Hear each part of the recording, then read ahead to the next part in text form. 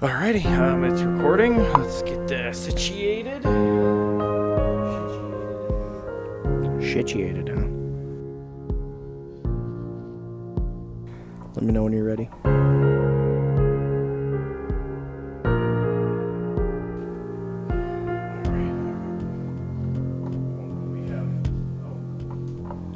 What? All the tangles?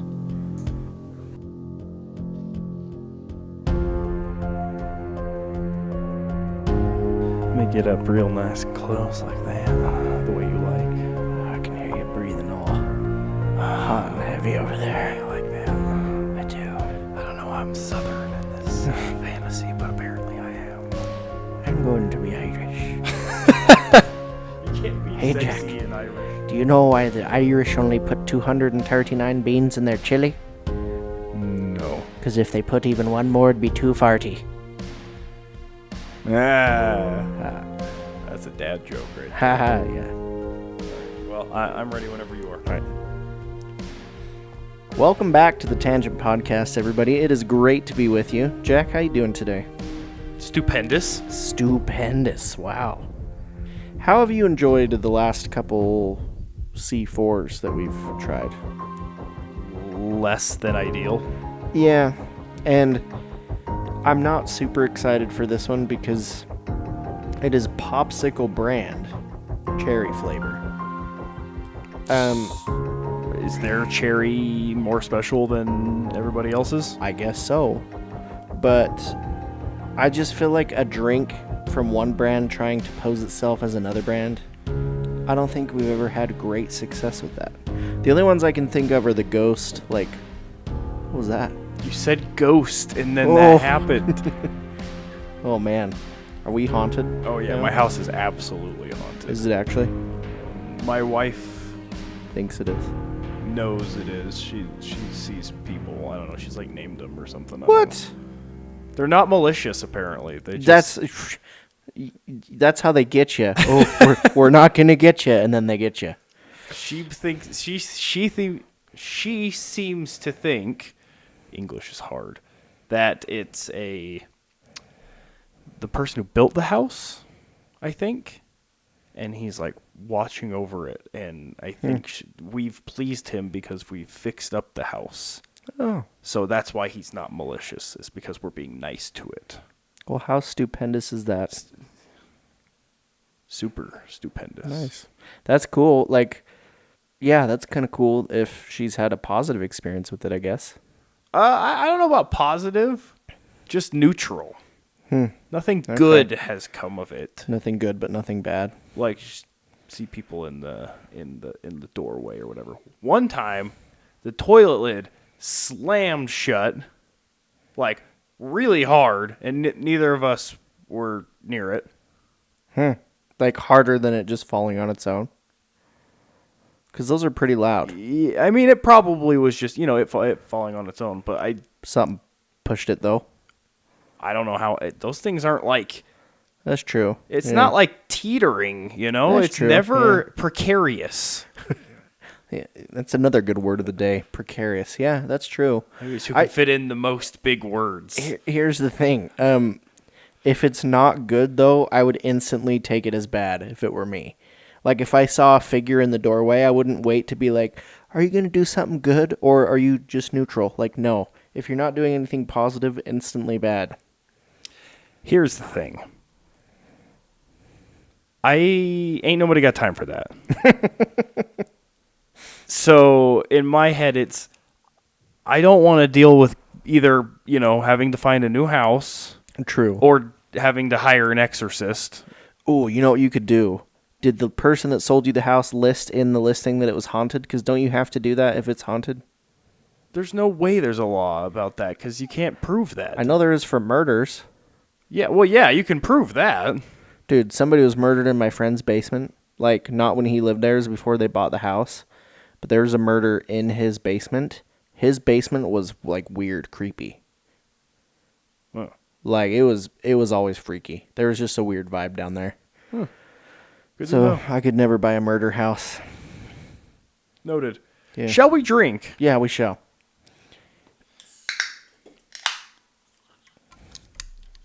C4 energy you can feel.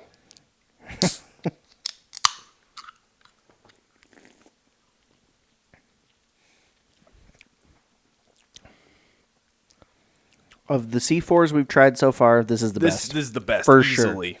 It has less vitamin taste to me. It's mellow. It's not mellow. It's simple. It's those other ones were too crazy. You know, they were trying too hard. Pre-workout energy drink. Yeah. Never skip heart day, man. Gotta get your heart workout in. That's I'll give it a 7. I actually really like that. I'm 7.5. Okay. Nice. I quite like it. I'm a big cherry guy, especially the artificial cherry in candies. I love that. Cherry candies, top tier. Also, so good. Cherry and blue raspberry candies, top tier. I remember when I was a kid, my cousins and I saw the commercials with the superhero named Man of Popsicle. Do you remember those commercials? I do not. And he's the guy that would say, "If it's popsicle, it's possible." I do remember that. And we were convinced that if we injected ourselves with a molten popsicle, that we would turn into the Man of Popsicle. So we melted down a popsicle one day and tried to put it in our blood by poking holes in our arms and then pouring popsicle stuff over it. And we never turned into Man of Popsicle, but Yet? It was a fun experiment. You didn't try it enough. Not yet. Not yet. All right, let's see. What are we talking about today? Oh, well, we're taking it back to the OG topic, American Urban Legends.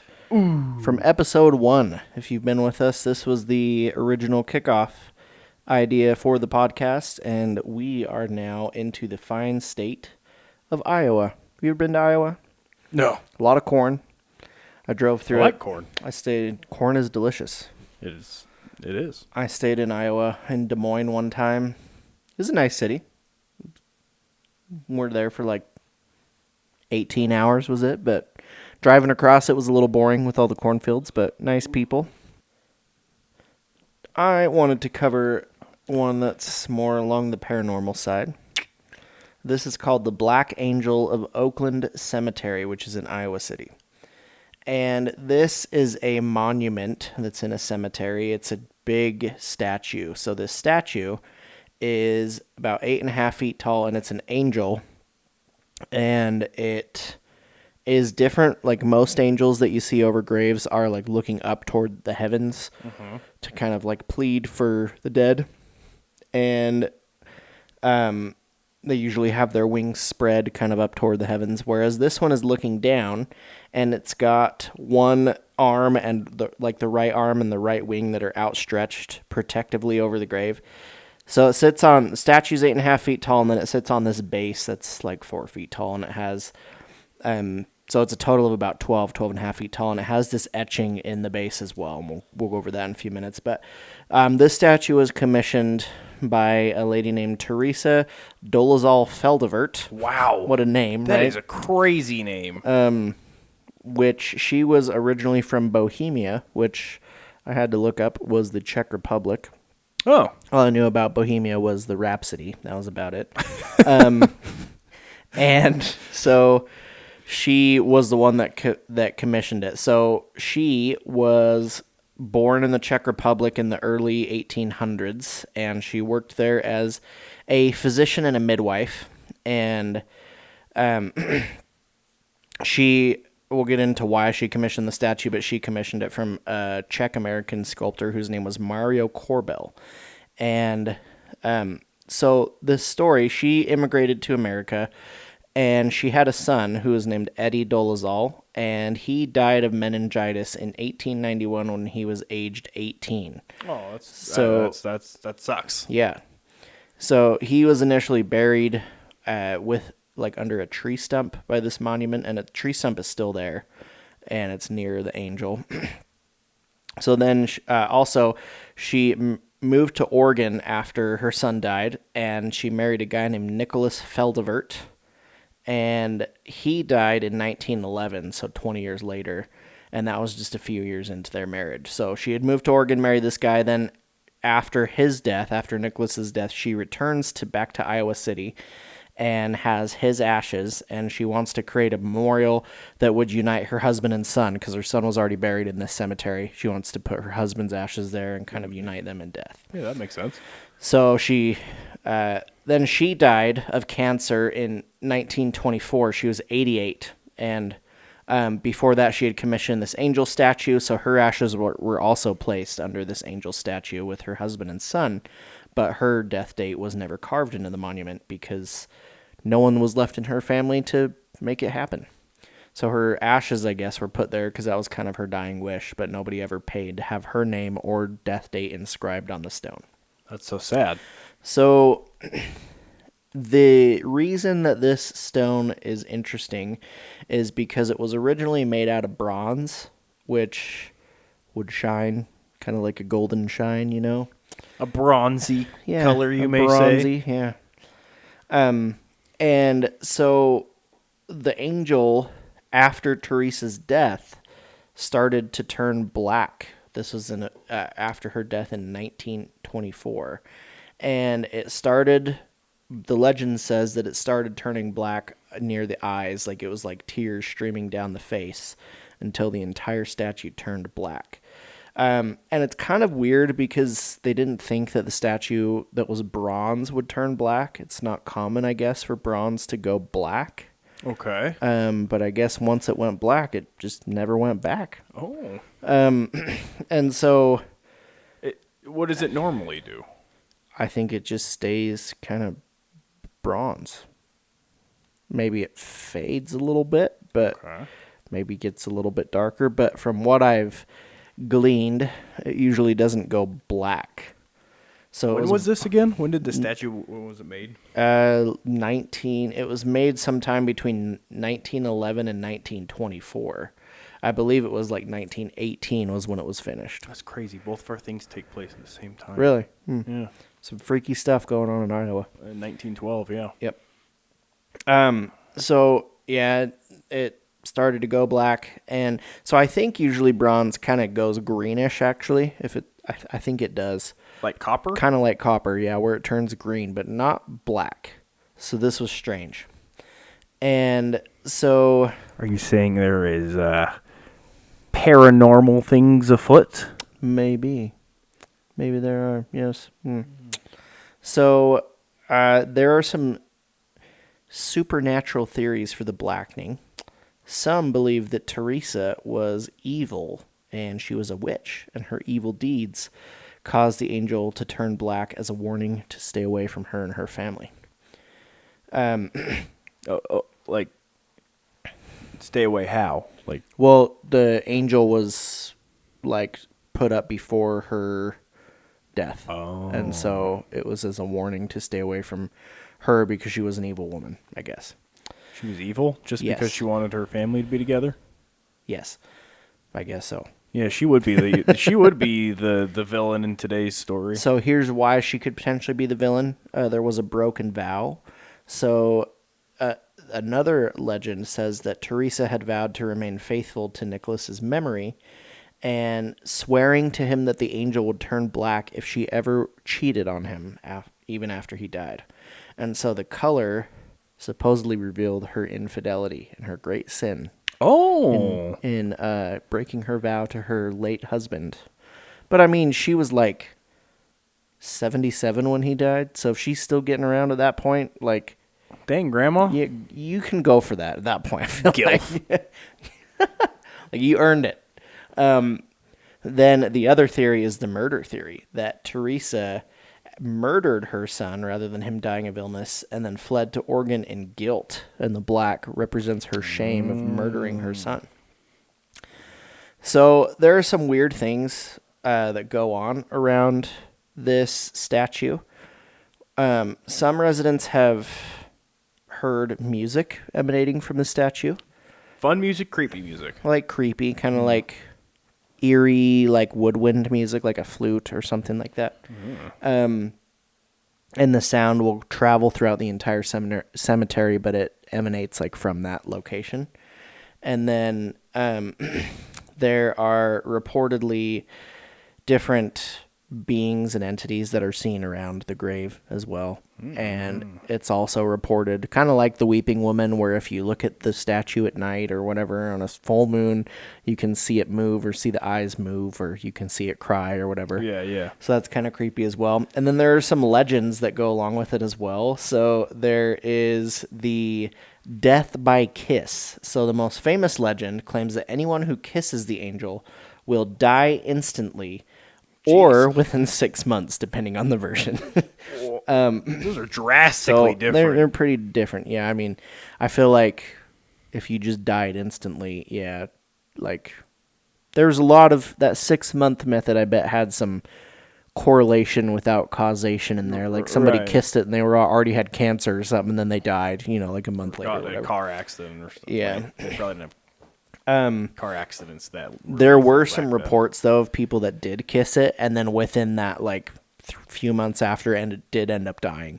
One of them ended up like falling and horrifically breaking his leg, and like I don't know if he ruptured like broken artery or what happened, but died from his injuries. And then another person got in a car crash and died too. So there were a few different reported deaths of people that had kissed it, but nobody that dropped dead instantly.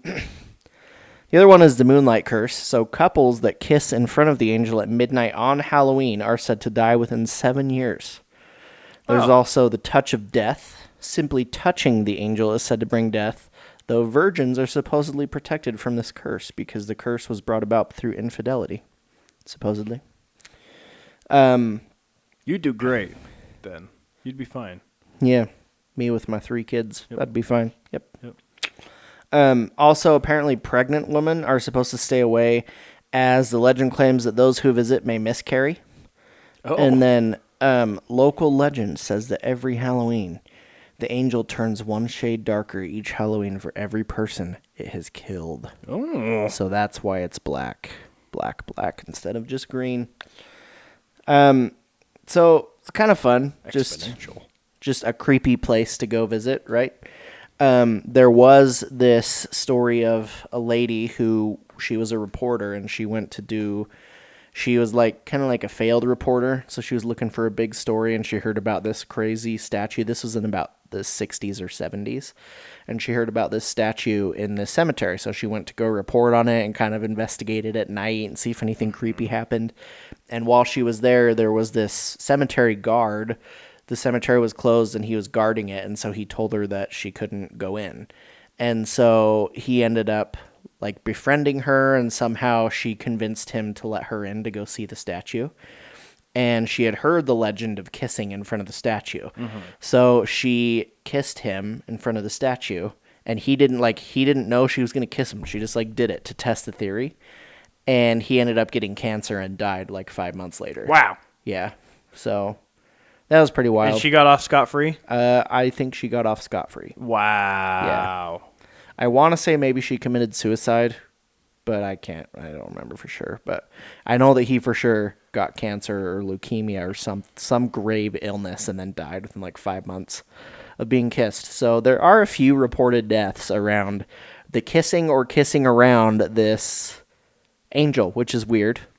But it's just steeped in mystery and intrigue. That was an excellent metaphor. Or was that a simile? I can never remember. Metaphor. Simile uses like or as. Yeah. Whereas a metaphor doesn't. Yeah, so it's a metaphor. Was that a metaphor? Yeah. Was it? What else would it be? Just nothing. I just said it was steeped in mystery. Yeah, that's not a metaphor. No. I might be losing. Not metaphor. Just the word choice was excellent word choice. Thank you. What was your word for the calendar? Quotidarium or something? You said some word like... Quotidary? Yeah, quota. Is that an actual word? No. Oh. I meant to say quota day, and I misspoke. I really thought that was a real word, and I was impressed. Quotidary? It's a word now. Quotidary. Yep. That's our word. Man, we are smart. That's why the people come here. So yeah. Thank you for sharing that lovely information about horrifying statue woman. You're welcome. Would you like to hear the story I have for you? Oh boy, would I? Oh, good. Because we're talking about the old... Oh, I don't know how to pronounce this. I've been reading it. I've never said it out loud before. Villisca Axe Murders? I think Villisca. It reminds me of that Family Guy when he's like, "Is that the wind?" Dad, that's the wind. Oh, is that how you say it? I've only ever read that word. So, the Villisca Axe Murders, it took place on June 9th and June 9th to June 10th in 1912.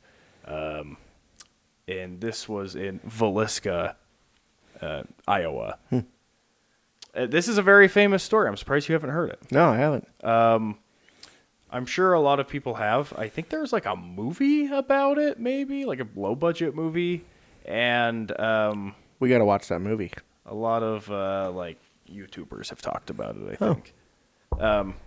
Anyway, so the Villisca Axe Murders is a horrible tragedy that killed 8 people in their sleep. Kind of crazy. And it has, I don't know what it has, but... So, the Villisca Murders killed 8 people. The entire Moore family, which it consisted of Josiah, he's 43, the dad. Sarah, 39, the mother. Their 4 children. Herman, 11.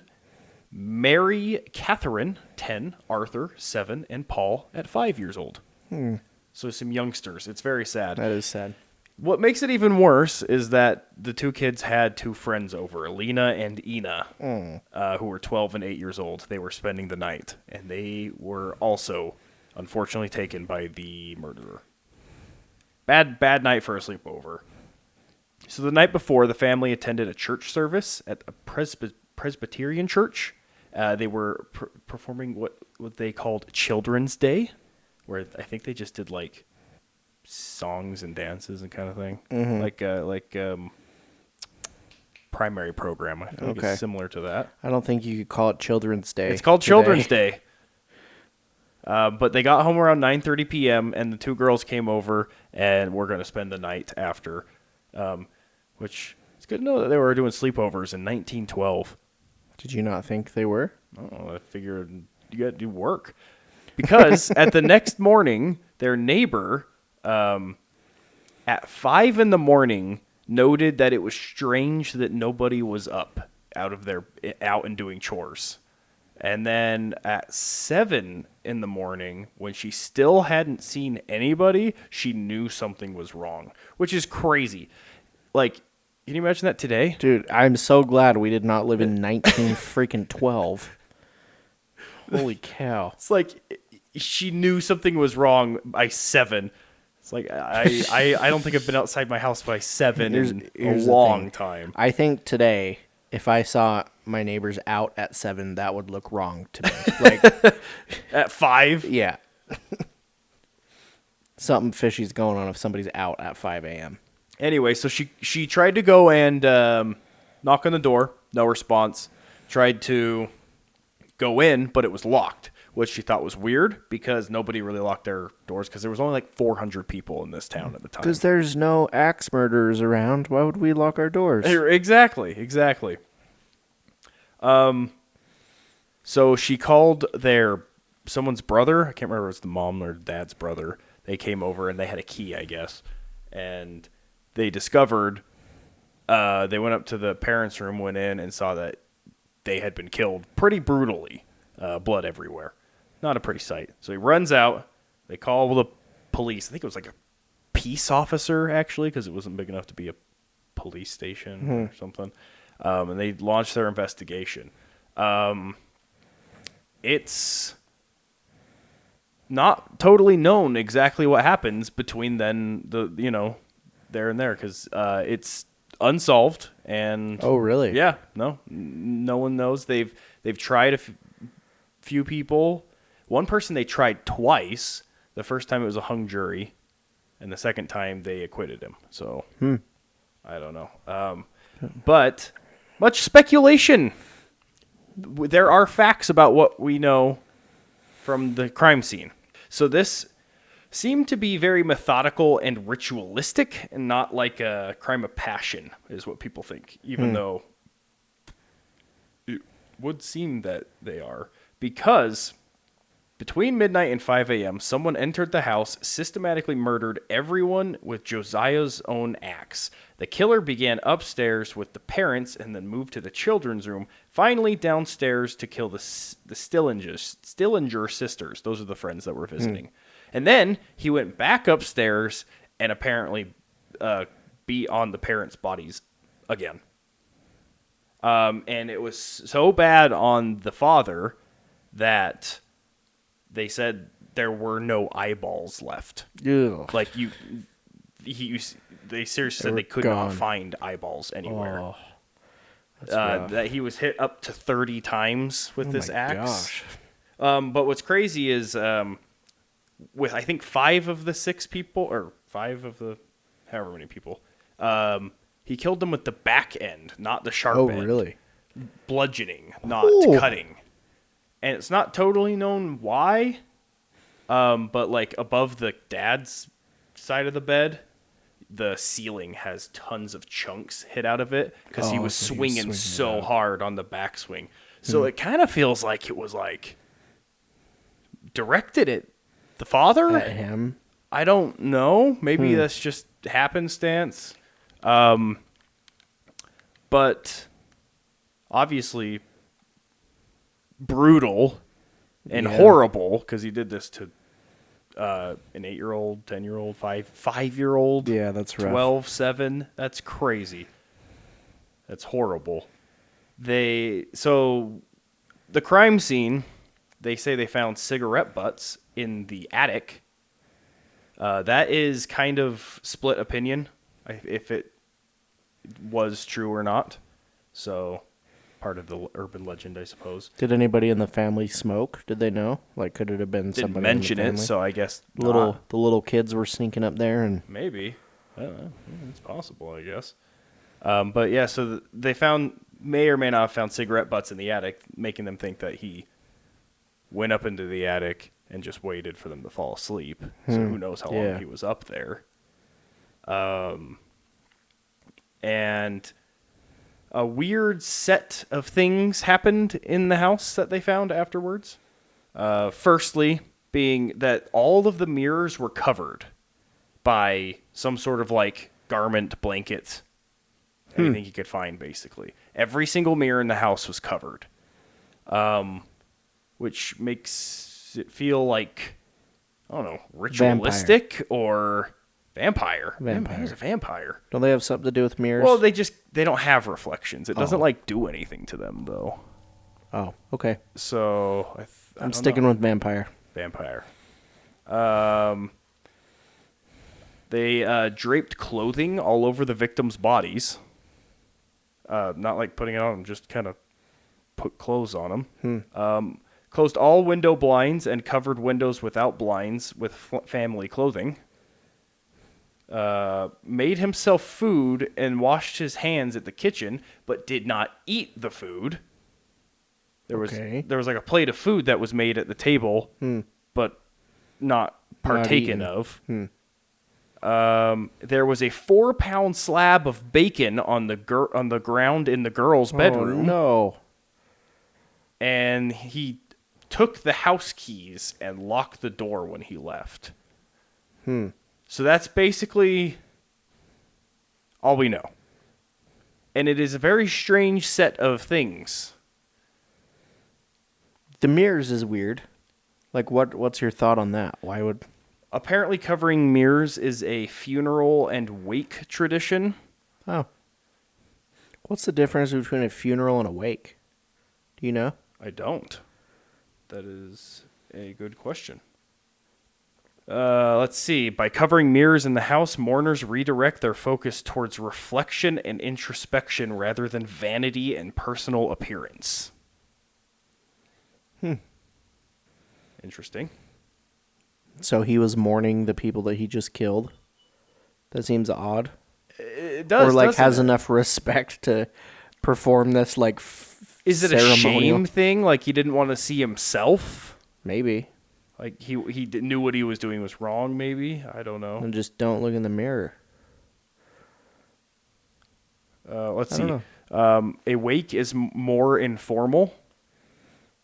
And yeah, the funeral's structured ritual. Okay. I always thought a wake was more just like a viewing, and then a funeral was like you sit down and people talk. Probably. You could probably say that is true. Oh, yeah. Yeah, a wake is a viewing. Oh, okay. Now we know. Interesting. Okay. Back on track. So unsolved.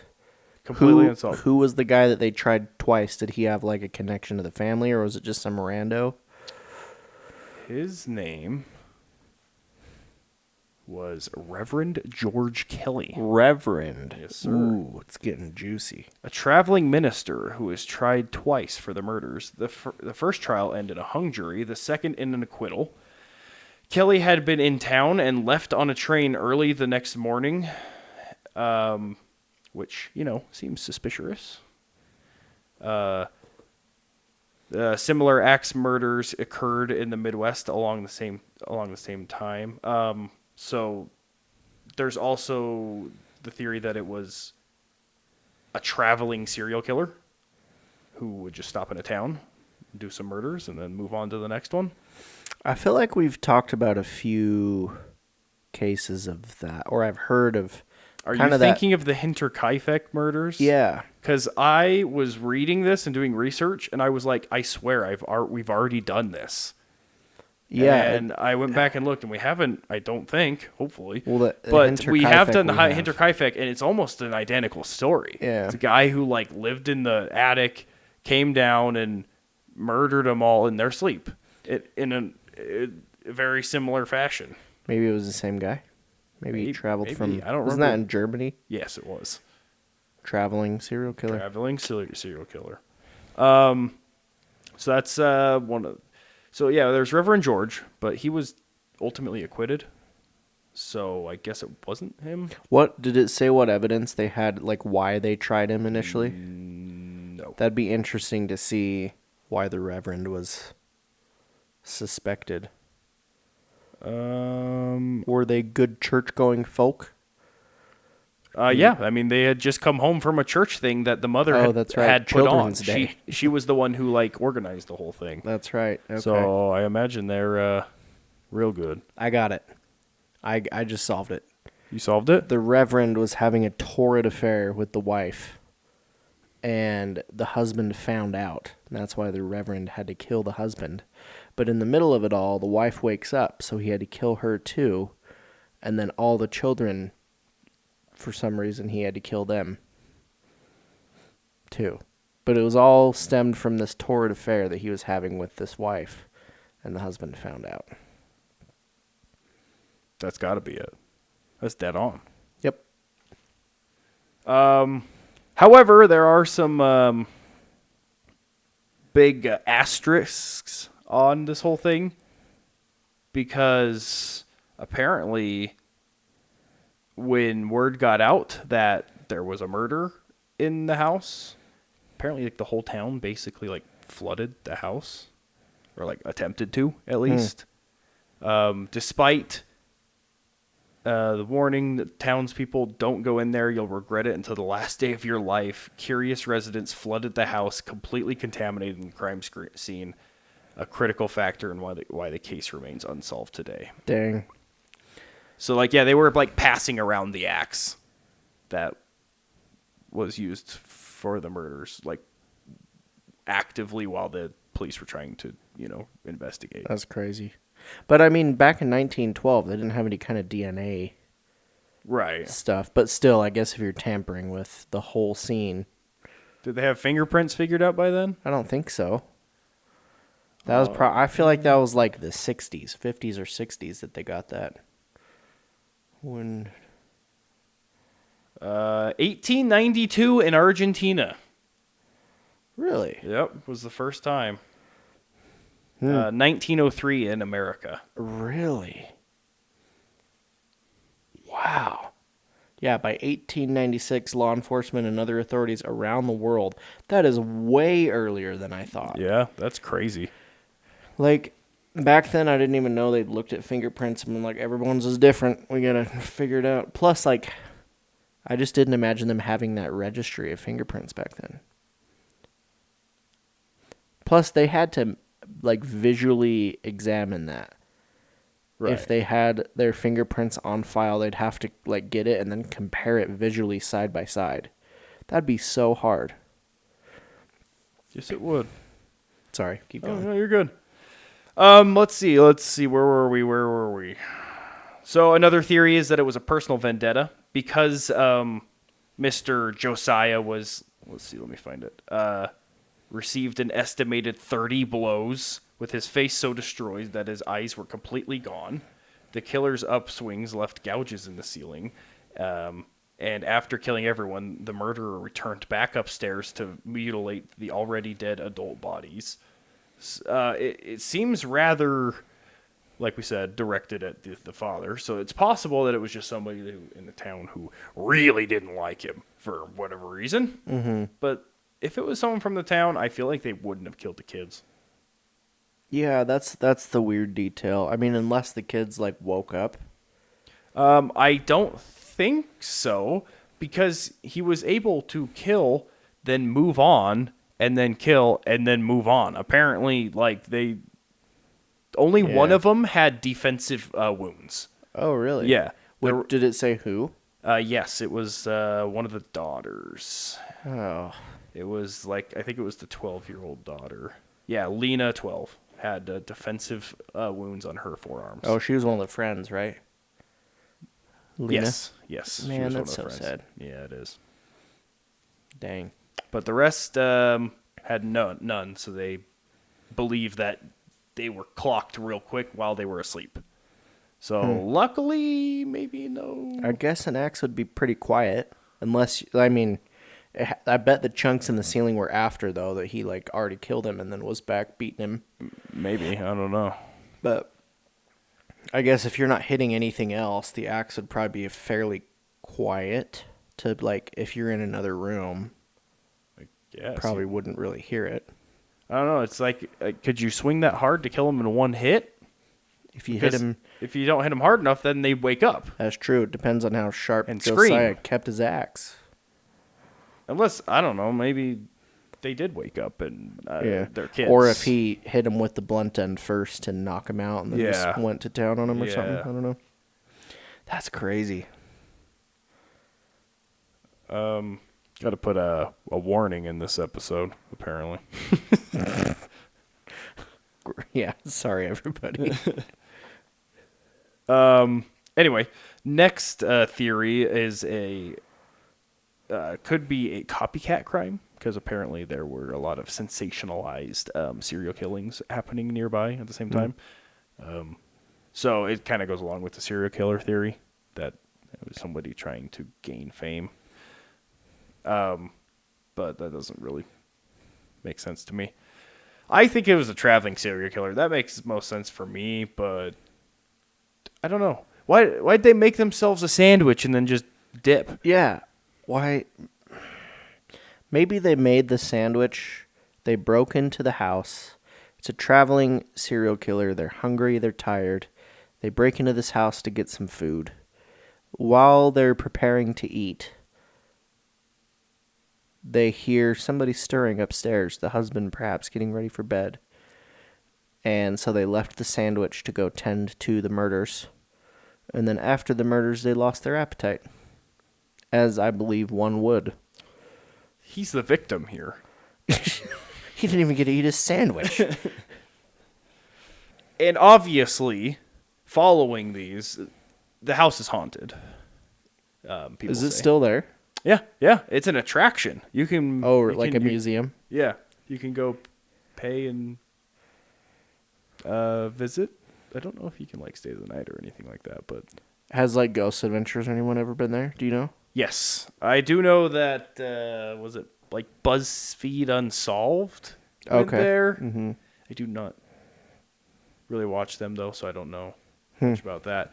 I don't know if anyone else has, but Yeah, it's supposedly quite haunted, which makes sense if there are 8 murders. Yeah, especially like cold blood murders like Yeah. that too, like malevolent murders. Visitors and paranormal investigators report hearing children's voices, footsteps, doors opening and closing, and feeling icy touches. The house has been featured on numerous paranormal TV shows. Let's see, Ghost Adventures, yep, is one of them. What if it was a townsperson, and that's why they raided the place and had everyone touch everything, you know? So it had to have been a townsperson. That's actually a good thought. I still, like, how did they solve crimes back then? I don't know. That is a great question. Also, can you imagine being a peace officer? You know that peace officer got so much crap all the time. Oh, yeah. You're not a real policeman. You can't do anything. Like, All of a sudden there's murders and they're like, solve it, help. but yeah, that's crazy. That's surprising they never solved it. Yeah, I mean, If you guys want to fund our trip to the Axe Murder House, donate to the Do Fund. donate to the Do Fund. Live podcast. That's all I got. You got anything else for us, or? Not I. That was fun. I like the American Urban Legends. It is fun. It's fun to learn about the big thing that happened in each state. You know. Each state has a dark side for sure. Yeah, yeah. We're excited to keep going with the states. The next one's states. The next one's Kansas, I believe. Illinois, Indiana, Iowa, Kansas. Yes. Kansas. More corn. More corn. And what else does Kansas have? Corn. Good football and basketball. Good sports. Yeah, I guess they are pretty good. Good. Isn't Kansas super flat too? Yes. Probably. It's by Nebraska. Nebraska's the ugliest place I've ever been. I drove through there in May before the corn even started growing. Nothing. It was literally nothing. It was just dirt for like hundreds of miles. It was the worst. Well, if you guys have any other legends from Iowa that you want us to know about, let us know. Or coming up on Kansas. Do you know anybody from Kansas? No, I don't know anyone from Kansas. I know some from Kentucky and Tennessee, Those are not Kansas, but they're near-ish. I guess. Is Tennessee near Kansas? Oh. Probably. It's like 2 states away, I think. I don't know. Dude, once you get back east, the geography to me is, once you get past Colorado, Yeah. Colorado's it's just all I the got. east. But yeah. Did you ever think it was weird that like Ohio and Iowa and Wisconsin, like all those states right there are called the Midwest? I feel like Utah is the Midwest. Yeah. I feel like it should be. We're 3 states in from the coast toward the middle of the country, I feel like. Yeah, we are nowhere near the coast. We are the Midwest, I feel like. Nope, we're west. I don't know why that's always struck me as weird. But I feel like those states are east. Maybe just because they're east of us. Why isn't there a mid-east? I don't know. Yeah, we should be the Midwest. They should be the Mid-East. And then everything west and east of there is just west and east. Yeah, I agree. You're preaching to the choir. Yeah, I don't know why it's always been weird to me. And then the Midwest thinks they're so special. And they always, I'm from the Midwest. Midwest is so cool. Getting all worked up I about am. the Midwest. Oh, man, that's funny. You feel very strongly about I do. this. It grinds my gears, dude. Good to know. Yep.